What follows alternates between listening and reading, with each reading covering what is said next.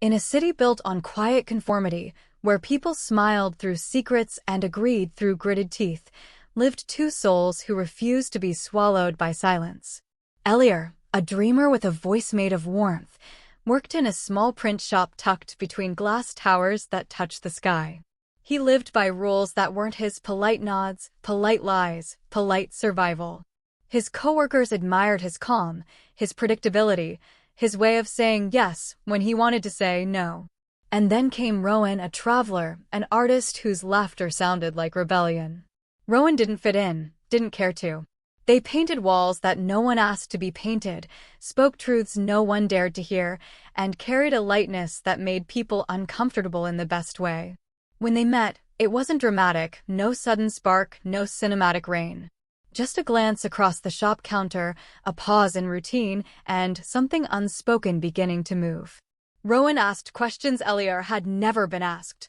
Do you like what you do, or are you just afraid to disappoint? The question lingered long after Rowan left that day, like an echo, like a promise. Weeks passed, and the city's biggest design contest was announced, a chance for the shop to earn recognition, money, and stability. The owner, Mr. Vance, suggested a predictable, glossy submission, something safe, something that would please everyone. Everyone nodded. Everyone smiled. Everyone agreed. Even Elior, whose heart whispered that the design was lifeless. He almost stayed silent, almost let the current of comfort drag him under again. But Rowan's words haunted him. Are you afraid to disappoint, or afraid to be yourself? That night, Elior stayed in the shop alone, sketching something new, something bold, messy, human. It wasn't perfect, but it felt alive. The next morning, when the team presented the polished, safe design, Elior stood up. His hands shook. His throat burned. I made something else. The room froze. Mr. Vance frowned. Elior, we already agreed. I know. But we all agreed to something we didn't believe in. His voice cracked, but he kept going. This is what we could be. Honest. Imperfect. Real.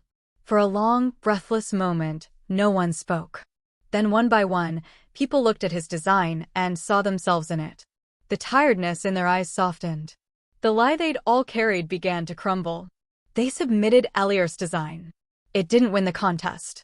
But it won something deeper: freedom. The shop transformed. People started voicing their ideas, their doubts, their truths. The walls, once white and silent, filled with color and laughter. And through it all, Rowan stood beside Elior, smiling in that way that said, I knew you'd find your voice. Years later, when they opened a studio together, one that nurtured art born from honesty, not approval, Elior would sometimes pause, brush in hand, remembering that first trembling no that became a yes to himself. Love had found them not in grand gestures or perfect timing, but in the quiet defiance of truth, the kind that binds two people who refuse to pretend.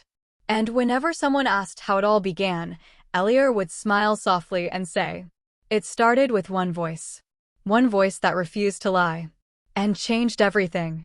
Sparkle's moral. Love isn't found in perfection or approval.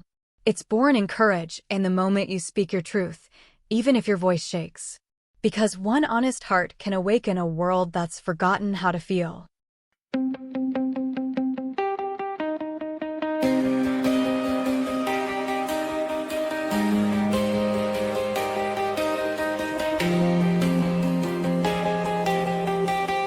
We're sitting in a circle, the question hits the air.